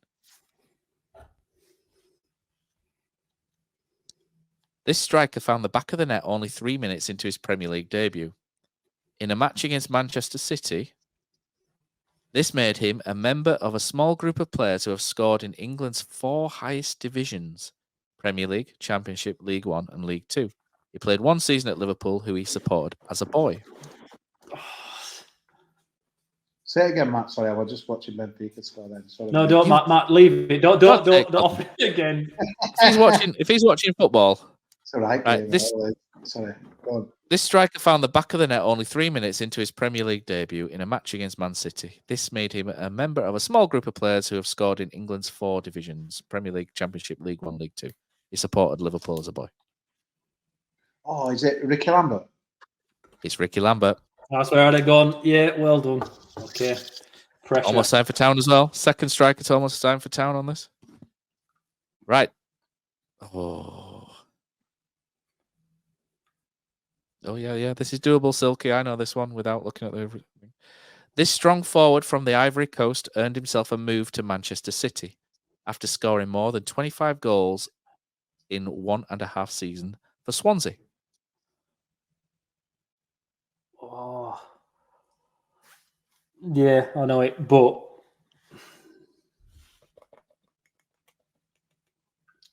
what's he called? It's not going to come, Matt. It's not going to arrive.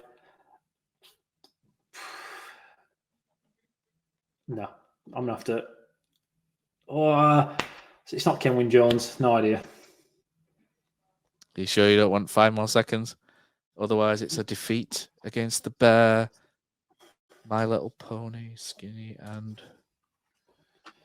No, I'm good. I'm going to have to miss it. I know exactly. I just told you who it was then as well. I said My Little Pony, Skinny, and... No, Boney. Okay, fair enough. Wilfred Boney. Come on, man. Wilfred Boney. Yeah, well. It's a victory for the Bear. The Bear goes 2-0 up in sudden death this week. What we're going to do with this is we're going to try and take Kosi on the road. And what we might do is try and... Yeah, we'll try and... If you fancy... If you live in foreign and warmer climes, then Kosi wants to challenge you to a game of this. And then we'll roll it into the podcast. Right, Killer. While I put this game away, take us into the season card statement from HTSA. Oh, nice cold open there, Matt. Thank you for that. No, I just thought it was important to bring up what HTSA put out this week. Obviously, they attend meetings with a club through the AATT, that Altogether Terriers, I think it's referred to as, where some elected fans group, Altogether Terriers. I'm getting mixed up with the name of the stand now. But it's where elected fan groups and certain individuals selected by the club talk to higher ups at the club and kind of can discuss what's going on. And I think it's been made pretty clear through the minutes released by the HGSA a few days ago that the club are obviously looking at an increase in season card prices for next season. Now, considering, in my opinion, considering the way inflation is and everything is at the moment, I kind of understand it. But HGSA have gone out of the way a little bit here to put something out on representing their fans based on, I think they've done a bit of research themselves in regards to what Town fans would be willing to pay, because obviously the HGSA is there to represent fans' views, but also to make Huddersfield Town the best it can be as a football club and for the fans, right? And they'll come out with a few points. They're looking at hoping that the club can kind of agree to. Whether they will or not, I don't know, obviously. But it's just in regards to keeping the season ticket prices affordable for everybody and at the cheaper end of the scale. Because obviously Town, since Dean Oils, was it 2008, Matt, where the first cheap season ticket thing came in for the centenary season? £100 for the centenary, yeah. And Dean Oil spoke about it in regards to it wasn't just an altruistic thing. It was for that first season, but after that, it kind of shifted a little bit.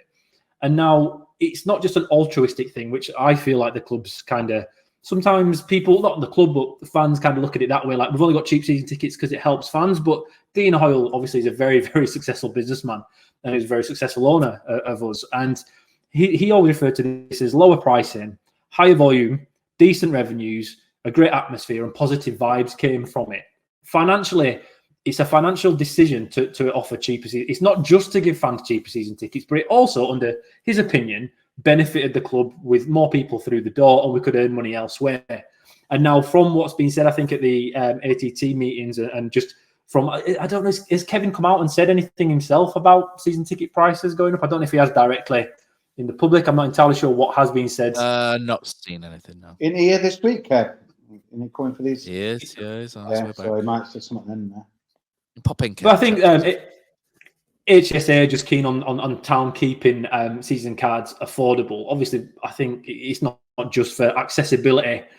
When you're looking at, like, they've referred to the cost of living crisis and all things that we're all kind of facing in higher bills and whatnot, and getting people to the games, because our attendances prior, Matt, to Dean Oil coming in with low season tickets, what were they, 12,000-ish? That's kind of where we were at. Okay, it was a couple of division below, and things were very different, but we've kind of gone a long way from there, and we're stronger off the field because of it. And I think HSA are just trying to make sure that the club are aware of why things may have gone that way, and they've put a statement out. I think Cowshed Loyal have also backed it up this week, and honestly, myself, I kind of understand what they're trying to go for, and accept what they're trying to chase, really. Yeah, Kosi, I mean, the season card statement reads, the Huddersfield Town Supporters Association is calling on the club to make sure that season card prices remain affordable over the long term. We believe that the simple ticketing strategy adopted since 2016 has on the whole been successful. Reasonably priced season cards have resulted in high attendances, a more diverse fan base, and sustainable matchday revenues. They have also distinguished Huddersfield Town as a club that does the right thing by its supporters and wider community. The club's proposal to gradually increase prices to meet the championship average is thus fraught with risk, especially in light of the team's consistently poor performance on the pitch and a historic cost of living crisis, like you mentioned, Killer. There is little doubt that higher prices will lead to a drop-off in season card sales, while the club may enjoy a modest increase in revenue under such a scenario. We do not believe this will be a worthwhile trade-off. These concerns are shared by our members, who tasked us with defending value for money season cards at our AGM in March. Many of the wider fan base are concerned too. A survey published in February found that 68% of 392 respondents thought season card affordability should be our top priority. Okay, I'm not going to read out the rest of it, but essentially there's two issues here. I think we're going to talk about finance. Johnny's going to do a bit about finances just after this, but you look at Town's income compared to other championship clubs, and it's not amazing compared to quite a lot of clubs. So you have an issue here whereby Town are obviously wanting to, or Kevin Nagle is pretty ambitious in what he said. He wants to drive Huddersfield Town towards the Premier League, and to do that, he needs to drive revenues up. And an easy way of doing that is obviously to increase the ticket prices, which anyone would look at doing. The issue behind that is that Huddersfield Town sits in an area which has got quite high levels of child poverty compared to other places in the country. I think the average wage in Huddersfield is pretty much the lowest, or one of the lowest in the country, due to a recent ish survey over the last few years. So it's not easy to just increase. You know, this isn't a town full of lucrative bankers, etc. 20,000 bankers on 100 grand a year or whatever. I know they get more than that, but so it's a very difficult. Like I say, it's fraught with risk because money is scarce for a lot of people in Huddersfield. There's the electricity and gas bills are going up, or went up yesterday. It's difficult, and some people will have to make decisions whether they go to football matches or whether they stay at home. And another angle to this as well is that the EFL have just signed a deal, which means that more live games of football are going out from the Championship, which will mean alterations to timings as well. There'll be more games on probably Thursday, Friday, Saturday than there's ever been in the Championship and League One and League Two. So live football for TV is going to be more of a thing going forward as well. And again, for people that work shifts, that's then going to be an issue, because all of a sudden Huddersfield Town aren't playing every Saturday at 3:00. They're playing Friday night, they're playing Thursday night, they're playing Sunday afternoon.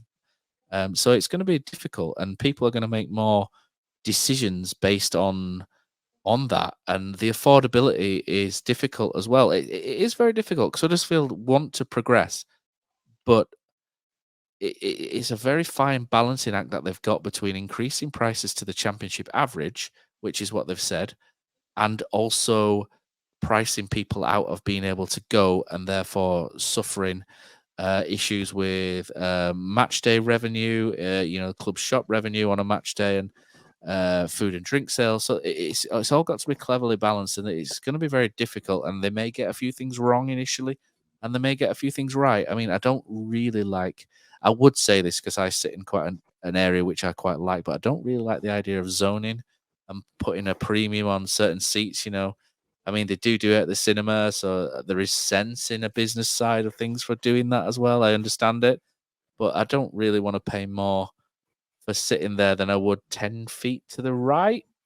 Because I mean, there's no restrictive views in the stadium. We can all see, there's a lot of good spots. So there's a lot to think about here. And affordability is obviously very key for a lot of fans. Affordability is key for me because I have to buy 3 season tickets. Killer over there might have to buy 8 season tickets in a couple of years. So, it's absolutely, insane levels. You might need a stand. The thing is, Matt, it's also that keep it in your pants, man. We've been conditioned. Oh no, I'm okay. We've been conditioned to cheap season tickets. That's the thing as well. So I think when you look at other clubs around the Championship, they don't have what we've had, and you can argue whether we should or we shouldn't have it. We've had it. We've had it now for 15 years. So to expect us to suddenly have a substantial increase and just eat it is a risky strategy by the club. Will it pay off? Who knows? We might find out. We might not. They might not go down that route. But they suggested that 4,000 people don't turn up to game season ticket holders don't turn up to the games. And now, to me, as my rudimentary economist within me says, if 4,000 aren't turning up and you're going to try and increase the prices somewhat, surely they're at risk of being gone. They're not going to renew either. Yeah. Well, I have a couple of. Exactly. It's hard to get, as anyone in business knows, it's more expensive and more difficult to bring somebody back into a business than to retain the ones you already have. And now, to me, if 4,000 people aren't turning up every week, how do you get those guys back? I'll be looking at that and trying to retain what we've got rather than risking losing more of them, especially for a fan base like ourselves that have been conditioned to cheaper season tickets. It's a risky strategy if that's what they go with. And all of us just want Huddersfield Town to be the best it can be. So this isn't just that, we want the cheapest season tickets possible for my 8 of us and 9 of us all being well in a few weeks when baby number 7 turns up. But it's not just that. It's more that I want Town to play at the best level that they can play at. And I want Town to be able to financially get there. The problem we have isn't just the extra million or so when it comes to season ticket sales and how much that brings in. Of course, it helps. But we're up against clubs that make max financial fair play losses, and we're not in a model where we want to do that anymore, according to Kevin Nagle himself. That, to me, is a bigger deal than an extra few £100 on everyone's season tickets, and hopefully that can help a little bit. There's other aspects that we can't compete in elsewhere that are a bigger say. So I just really hope they get it right and that we don't lose the fans, because we are a club now that have got, 16,000 to 20,000 turning up every game. Yes, with away fans. But that's, from where we were 10, 15 years ago, that's really good. That is really, really good. Because, Matt, we were all there that Tuesday night when Millwall turned up in the fog and we had 6,000 there. I think we won 1-0. I wasn't. No. Were you not there? Binned it off. Yeah, no, I binned it off. I was one of the ones who binned it off because I think I had work that day. But yeah, I didn't go. But yeah, that 6,001. That was incredible, wasn't it? Within the fog, did Luke Beckett score or something like that, or someone like that? But for some reason, I thought Frank Sinclair with a penalty, but I don't think it is. But then I couldn't see anything. No one could see it. Yeah, no one could see it. No one could see it. I mean, there's a lot of ifs and buts in here at the minute, isn't there? And nothing's set in stone. It's important to understand that. So no one should lose it over anything so far. Nothing's been done. People are just looking at different things that can be done, and everybody's wanting the club to be the best they can. And and unfortunately, that comes at a cost. But for me, I think Kevin Nagle might just have to swallow a short-term. He probably doesn't want to, but he might have to swallow short-term financial loss and make the team better, and then more people will naturally want to watch it. I mean, those 4,000 will become 2,000, and then you can maybe put the prices up then. I mean, it just needs one. It just needs us to stay up, and the next season be mid-table and have a couple of decent players, and then people will be like, yeah, okay, I can see where this is going. We could potentially, an extra £100 a year here, and I think that might be the more sensible route to take. Whereas if we get relegated and they whack the prices up, people are just going to go nah. So, and there'll be a lot of people that'll go no, and it'll be more than 4,000. So, I mean, it's difficult, isn't it? It's very difficult. I don't envy them in that position because they do need to increase revenues to make us competitive. So, it's over to you guys. Best of luck with it. I mean, if we're in League One and the prices go up, I don't think I'm going to renew because I fucking hate League One so much. But if the prices are fair enough, I'll renew all three. It's just the way it goes. But Kosi, you've been quiet on this. I mean, you'll probably renew whatever because you've got no better. I don't know, Matt, and this is just it. There's so much to kind of come up, kind of gloss over there what you've mentioned. So someone sent me this. So Killer, you said we've had 15 years of cheap season tickets. We haven't. So someone sent me this. I wish I knew which season it was, but we've got sponsors of the stand, fantastic media, been there for a bit. Oh, there was the season under Powell where they released the season. There was I think I'm looking at the same thing. Where if we go down, so basically to sit in the direct golf lower, you're talking like £500 if we'd. I don't.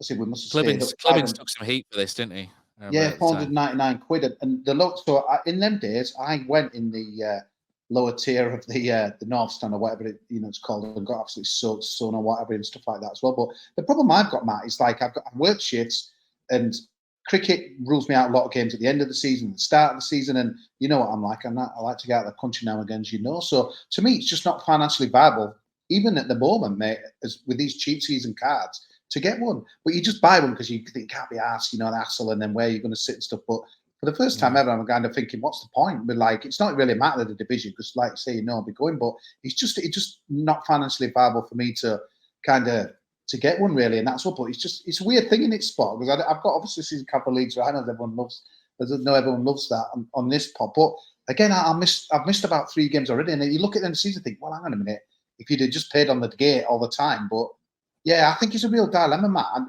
the Spanish podcast I listen to, the guy's really big, and he says there's a lot of debate like Spanish football and stuff. So they do really cheap season cards, but the beef up there, it's ridiculous. So like you've got a Taffy will do a season card like ours, like €200, but then on the day they'll charge €80 for like games, even against crap teams, because what they're trying to do is like get loads of season card holders and then like tourists like me fleecing them and stuff like that as well. And I can kind of see where they're coming from, but it just frustrates you because you're thinking, and that's what they're saying. I think this applies to us, mate. If there's empty seats in a stadium like ours, the club are not doing the job right, in my opinion. And I think I know what you're saying about tiering seats and stuff, and it does feel complicated and that. But again, I think it'll be one of those. If you are going to open that to season card again, the lower tier, the North Stand, and it's going to be £200, I'll go in there next season, mate, because it'll just be not. I won't enjoy the view and the sun, and especially if it rains. But it's just not financially viable for me to go. I know so many guys. We were chatting about this in the Boozer on Friday and stuff, and there's so many that I think the problem is it's like when it's almost as cheap as it is. Like Bradford have put theirs up to £250, and there's been a lot of uproar. Obviously, they're awful, they're worse than us, but they I think it's like £100 increase and stuff from what they're normally paying, and to watch League Two and blah blah blah. It's a really difficult one, mate. I was chatting to some Stoke fans on Monday, and 17 years. I mean, it's a bit of a bad argument, really, because obviously Bet365 and the Coates family there, but theirs has been the same for 17 years. And I get what the club are saying, but I just football's a luxury, and it's sad it's become that way. But it's just mad. And I get what Dave Sykes was saying. He was mentioning National League North, and I know you've heard me mention Scarborough's like standing season cards are higher than this is like 6-tier football compared to what we were paying like for seats this year. But it's a real tough one, and I'm glad they put the statement out, the HTSA, and Carl Shedlaw have backed it up, because it's one of those, the club are going to do what they're going to do, but at least they know kind of, we've kind of given pre-warning. You'd have to think they're pretty daft to not heed that, but I think sometimes the club are a bit detached, from the reality as well. There's people on their arse, Matt, out there. There's people struggling with food banks. There's people, and I get what Kev's saying, but I agree with you, mate. It's almost like just whatever happens this season, I don't think this is the season to do it. And I mean, you just wonder where this cost of living thing's going. Is it? Because obviously, inflation's supposed to be coming down, but will prices ever go back to anything like not talking football, but to what we were paying a bit before? It's a bit worrying, really. So to me, it's one of those. I think if I'm lucky, I've got a bit of disposable income, but some people are going to be looking at it and think, well, hang on a minute, we need a big shop. The gas bill's gone up, whatever. I'm sorry, but Huddersfield Town versus whatever, or Huddersfield Town season card is a luxury. And as you know, guys, once you're losing these people coming out, every Saturday coming to the games or the midweek and stuff like that, so they're easily disappeared. Obviously, you guys got children and stuff, and it's just like they easily find something else to do, Matt. And we've heard Pod when he used to be on the pod before. It's like he's got his young and coming to the games. It's a religion now. He's asking when the games are coming. It's easy, mate. Once you don't get a season card for one season, people find something else to do. And it's very hard to get back. And I think even if you're doing well, I think people are not going to pay the match day thing. I was looking at, it sounds bad, I'm going to go Halifax York tonight. I'm fancying the game. I think it'll be a good game. I know a few people who will go in. It was 23 quid to get in. I'm thinking, I'm not paying that. But that's maybe the going rate. And yeah, it's a big dilemma, but I'm just glad that the supporter bases have gone kind of vocal with it. But I know so many people who are just not reviewing. But the trouble is the value of a season card, Matt, because we've had it so cheap. I know so many people that I'm not asked to go today, or they're doing other stuff with the Saturdays just because the footballing isn't great, and they probably miss like half of the games. But because it's so cheap, it doesn't really matter. But I just wondered if you paid more, would you go more and stuff? I just don't know. People that just have to think you won't get one. It's a massive. It'd be interesting to, obviously, Kev Nagel's over at the weekend. I'm sure that's going to be a topic, and maybe Radio Leeds will put it to him if they interview him on Saturday before the game. But it's push. I think didn't want the just says it two. We shouldn't pay more than 250. Did they say? I could be misquoted there, but I think it was 300 or 325 if we're in League One. Yeah. Is it 300 if we're in Championship? Something like that. Yeah, on average. I think that was the average across the stadium. Yeah. Well, I just think empty seats you shouldn't have them, no. Should you really in the ground? The thing is here, Kosi, the thing here, right? If people as invested as us three are questioning it already before they've even been announced, I don't know how much more of a warning the club can have. Because we're the guys that are there at the away games. You're there at Stoke on Monday, and you're already thinking, "Oh, how much they're putting them up." That's a huge warning sign that fans might not be ready for what could be coming just yet. And if it 50 quid, if it goes up 50 quid, I think that would be all right. Risking a load of abuse, but so many people just won't, and especially if we go down, it's a real nightmare. I don't know the way. You look at some of the stands now when they're populated, you guys. The north stands. I know we've talked about before the wrong build and blah blah blah, but there's not anyone in. You could shut that bottom. Yeah, you could shut that stand down and stick them in other stands, mate. You missed a 93rd minute equaliser for Halifax tonight for your 23 quid. That might have been worth seeing. No, bro, I would have missed. I'd love Halifax to go. Would have been killer. We need Halifax to go up, don't we? So Sorry, Ian. Yeah, we need Halifax to go up, don't we? Just so Bradford can have their local derby back. But anyway, yeah, it's going to rumble on because obviously there's going to be some news very soon. So it's this is going to be revisited for sure. Yeah. Okay. So the last thing is we've touched on town finances there. So so Killer's been added to the our WhatsApp. What do you call it? Because our internal communications channel, which is just basically channel, mate. WhatsApp. Yeah. Killer has been officially inducted into our WhatsApp, haven't you, Killer? We've had to obviously hide the history for all the times because he slagged him off in the past, especially for his football knowledge. But what we'll do in there, Mr. Gillespie, Jonathan Gillespie, he fancies himself as a bit of a financial whiz. So what I asked Johnny to do is he's sick today. I think he was, like I say, scared of taking Kosi on. But he has sent us a 10-minute audio clip of Town's finances. So we've been rambling on way too long. So we'll listen to what Johnny has to say on the old finances. Just to satisfy our lawyers at talkSPORT and McDonald's, I'd just like to say before I do a quick rundown of the Huddersfield Town accounts that everything is alleged. This is only my own opinion and not the opinion of the podcast, and more explicitly not the opinion of Matt Shaw. So yeah, just a quick rundown of the accounts. It has been done.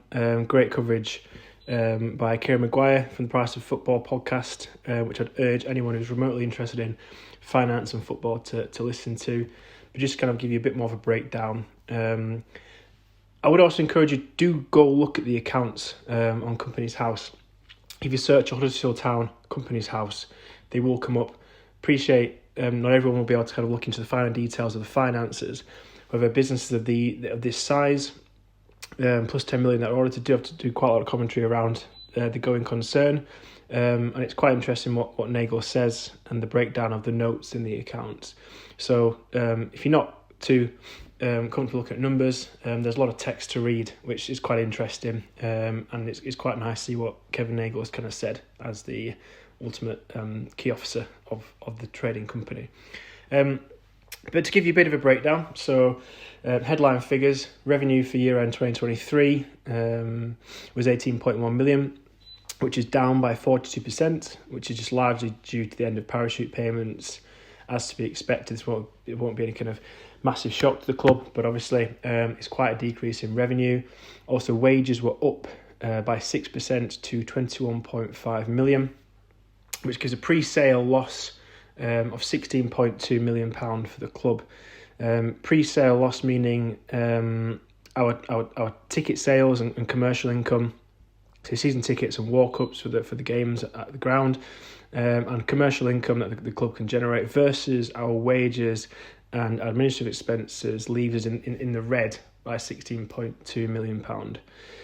Then the football club does have the ability to make other sources of income, which it shows in its accounts as other income, financing gains and profits and from player registration, so player sales. So other income was circa £1 million, which is believed to be still kind of legacy COVID money. For obviously financial gains was circa 1.3 million.